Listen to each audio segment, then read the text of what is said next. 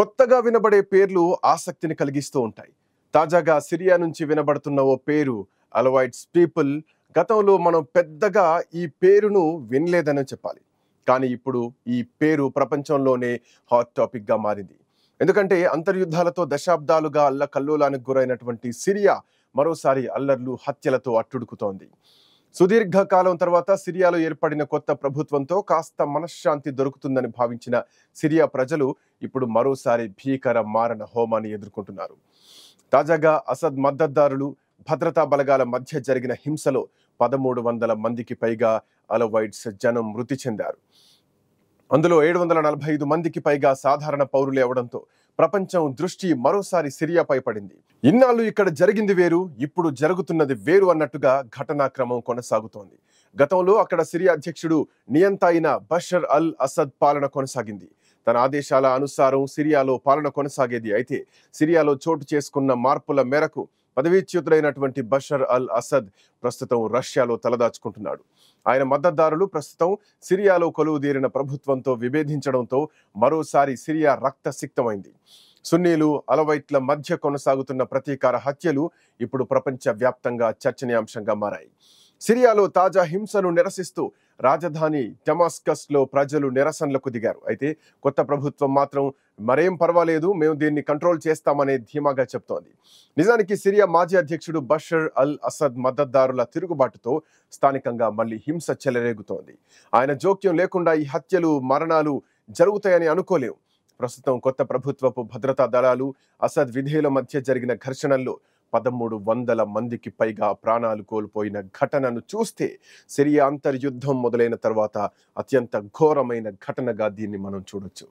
సిరియాలోని పలు నగరాల్లోని వీధుల్లో ఎక్కడ చూసినా జనం చచ్చిపోయి ఉన్నటువంటి దృశ్యాలే కనిపిస్తున్నాయి. బ్రిటన్కు చెందిన Syrian observatory for human rights ఘర్షణకు సంబంధించినటువంటి వివరాలను చెప్పింది. లేదంటే ఆ విషయం కూడా ప్రపంచం దృష్టికి వచ్చేదే కాదు.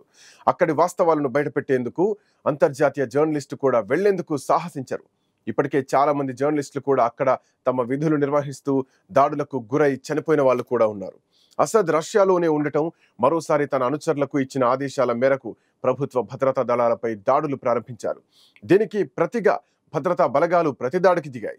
దాంతో పెద్ద ఎత్తున నరమేధం కొనసాగుతోంది. ఈ పోరాటం ముఖ్యంగా సున్నీలు, అలవైట్ల మధ్య జరుగుతున్నటువంటి ప్రతీకార హత్యలుగానే చూడాలంటున్నారు విశ్లేషకులు. ఈ నేపథ్యంలో మనం వింటున్న ఈ కొత్త పదం అలవైట్స్, ప్రజలు, అసలు అలవైట్లు ఎవరు అన్నది చూస్తే సిరియా జనాభాలో అలవైట్లు మతపరమైన మైనారిటీలుగా చెబుతున్నారు. ఆ దేశపు జనాభాలో వీరు దాదాపుగా 12% ఉంటారని చెప్పొచ్చు. షియా ఇస్లాం నుంచి ఉద్భవించిన వీరికి ప్రత్యేకమైనటువంటి నమ్మకాలు, ఆచారాలు ఉంటాయి. అంటే మామూలు ముస్లిం ప్రజలకు భిన్నంగా వీళ్ళ ఆలోచనలు ఉంటాయి. చారిత్రాత్మకంగా అలవైట్లు సిరియా తీర ప్రాంతాల్లో, ముఖ్యంగా లటాకియా, టార్టస్ ప్రావిన్సుల్లో ఎక్కువగా ఉంటారు. డిసెంబర్ 2024లో సిరియాను 5 దశాబ్దాలుగా పాలించిన అసద్ కుటుంబం గద్దె దిగింది. వీరు అలవైట్ల శాఖకు చెందినవారు. వారి పాలనలో మైనార్టీలుగా ఉన్న అలవైట్లు ప్రభుత్వంలో, సైన్యంలో కీలక పదవులు అందుకున్నారు. ఇదే అక్కడ సున్నీలకు, అలవైట్లకు మధ్య ఘర్షణకు దారితీసింది. అసద్ పదవీచ్యుతుడైన తర్వాత కొత్త ప్రభుత్వానికి విధేయులుగా చెప్పబడుతున్న సాయుధ సున్ని వర్గాలు అలవైట్లపై ప్రతీకార హత్యలను ప్రారంభించాయి. ఇది సిరియాలో మతపరమైనటువంటి విభజనను తీవ్రం చేసింది. దశాబ్దాలుగా వీరు అసద్ ప్రభుత్వానికి మద్దతుదారులుగా ఉండటం వల్లనే వీరిపై ప్రతీకార దాడులు జరుగుతున్నాయి. అసద్ మద్దతుదారులు జబ్లే నగరంలో కొత్త ప్రభుత్వానికి చెందిన భద్రతా సిబ్బందిని మట్టుబెట్టాయి. దీనికి బదులుగా అసద్ తెగకు చెందిన అలవైట్లు అధికంగా ఉండేటువంటి ప్రాంతాల్లోకి ప్రవేశించిన ప్రభుత్వ దళాలు పెద్ద ఎత్తున ప్రతీకార దాడులకు పాల్పడుతున్నాయి. బనియాస్ పట్టణంలో జరిగిన ఘర్షణల్లో అనేక మంది ప్రాణాలు కోల్పోయారు. ఇది స్థూలంగా అలవైట్ల గురించినటువంటి సమాచారం. సిరియాలో ఇన్నాళ్లుగా కొనసాగిన అంతర్యుద్ధం ఇప్పుడు మరో రూపం తీసుకుందని చెప్పొచ్చు. ఆ శిథిలాల్లోనే జీవిస్తున్న ప్రజలు ఈ కొత్త యుద్ధంతో భయపడిపోతున్నారు. కేవలం 2 రోజుల్లోనే 1300 మందికి పైగా మరణించడం అంటే మామూలు విషయం కాదు. సిరియా ప్రజలు మరోసారి ప్రాణాలు అరచేతిలో పెట్టుకొని బతుకు జీవుడా అంటూ మళ్లీ పొరుగు దేశాల్లోని సురక్షిత ప్రాంతాలకు తరలిపోతున్నారు. మరో ముఖ్యమైన విషయం ఏంటంటే సిరియాలో ఐసిస్ ఉగ్రవాద సంస్థ కూడా తిరిగి బలపడుతోంది. ఈ అల్లర్ల నేపథ్యంలో తమ ఉనికిని చాటుకునేందుకు రంగంలోకి దిగినట్టు సమాచారం. ప్రస్తుతం అధికారంలో ఉన్న రాడికల్ సున్నీలు అలవైట్ షియా సమాజానికి చెందిన ప్రజలను వెంటాడి చంపుతుండడం, ఐసిస్ ఉగ్రవాదులు మరోసారి సిరియాలో తమకంటూ ఒక ప్లాట్ఫామ్ ఏర్పాటు చేసుకోవడానికి ఊతమిస్తోంది. ఇప్పటికే సిరియా రాజకీయ సంక్షోభం, అంతర్యుద్ధం కారణంగా దేశం అల్లకల్లోలంగా మారింది. వేల సంవత్సరాల చరిత్ర కలిగిన సిరియా ప్రపంచ పటం నుంచి నిష్క్రమించే దశకు చేరుకుంది. ప్రస్తుతం మళ్లీ రెండు గ్రూపుల మధ్య దాడులు, ప్రతీకార హత్యలను చూస్తే 14 ఏళ్ల సిరియా సంక్షోభంలో ఇది అతి పెద్ద మారణకాండ అని తెలుస్తోంది. రోడ్లు, వీధుల్లో నగ్నంగా పడి ఉన్న శవాల గుట్టలు కనిపిస్తున్నాయి. ప్రాణభయంతో ప్రజలు కొండల్లోకి పారిపోతున్నారు. ఇకపై హాయిగా జీవించవచ్చని తిరిగి వచ్చినటువంటి సిరియా ప్రజల కలలు కల్లలుగానే మారుతున్నాయి. ప్రస్తుతం సిరియాలో పరిస్థితులు పూర్తి భిన్నంగా ఉన్నాయి.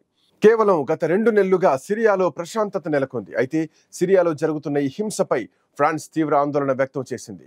ఫ్రాన్స్ విదేశాంగ మంత్రిత్వ శాఖ సిరియా తాత్కాలిక ప్రభుత్వాన్ని సామూహిక హత్యలపై స్వతంత్ర దర్యాప్తు జరిగేలా చూడాలని కోరింది. ప్రపంచ దేశాలన్నీ ఉక్రెయిన్, రష్యా యుద్ధం, ఇజ్రాయిల్ పాలస్తీనా యుద్ధం గురించి ఎక్కువగా ఆసక్తి చూపుతున్నారు. కానీ దశాబ్దాలుగా అంతర్యుద్ధంతో శిథిలమైన సిరియా గురించి ఎవరూ పట్టించుకోవడం లేదు. ఈ పరిస్థితుల్లో సిరియా ఇప్పుడు తన భవిష్యత్తు సంగతి ఏమిటని ప్రపంచాన్ని ప్రశ్నిస్తోంది. అమెరికా అధ్యక్షుడు డొనాల్డ్ ట్రంప్ ఇప్పుడు విదేశాల సమస్యల్ని పట్టించుకోవడం మానేశారు. ముందు తమ దేశాన్ని గొప్పగా చూడాలని అనుకుంటున్నారు. మైనార్టీలైన అలవైట్ ప్రజలను చూస్తే గతంలో రోహింగ్యాలపై మయన్మార్ సైన్యం చేసిన దాడులు గుర్తుకొస్తున్నాయి. అప్పుడు జరిగిన ఊచకోతతో హడలిపోయిన రోహింగ్యాలు సమీప దేశాలైన బంగ్లాదేశ్ వైపు తరలి వెళ్లిపోయారు. ఇప్పుడు సిరియాలోని అలవైట్ల పరిస్థితి కూడా అలాగే మారుతోంది. అలవైట్స్ ఇప్పుడు దేశాన్ని వీడాల్సినటువంటి పరిస్థితి వచ్చింది. అసద్ పాలన సాగినంత కాలం సిరియాలో వీళ్లదే రాజకీయ అధికారంగా ఉండటం వారికి శాపంగా మారింది. వీరికి లకాటియా ప్రాంతంలో మంచి పట్టున్న ప్రాంతంగా పేరు. అయితే ఇప్పుడు ఈ ప్రాంతంలో విద్యుత్తు, నీటి సరఫరా నిలిపివేశారు. ఇన్నాళ్ళు తమకు అండగా నిలిచిన బషర్ అల్ అసద్ కుటుంబంతో సహా ఇప్పుడు రష్యాకు పారిపోగా తిరుగుబాటుదారులు కొత్త ప్రభుత్వం ఏర్పాటు చేశారు. అలవైట్లు అధికంగా ఉండే ప్రాంతాల్లోకి ప్రభుత్వ దళాలు వెళ్లి మరీ ఊచకోతకు దిగుతున్నట్లు తెలుస్తోంది. ఇళ్లకు నిప్పటించడంతో పెద్ద ఎత్తున ఘర్షణలకు దిగుతున్నారు. బనియాస్ పట్టణంలోనూ చాలా మంది ప్రాణాలు కోల్పోయారు. వారి మృతదేహాలు ఇప్పటికీ వీధుల్లో, ఇళ్లల్లో అట్లాగే అనాథలుగా పడి ఉన్నాయి. తాజాగా ఘర్షణలు ఎక్కడకు దారితీస్తాయో అని విశ్లేషకులు అభిప్రాయాన్ని వ్యక్తం చేస్తున్నారు.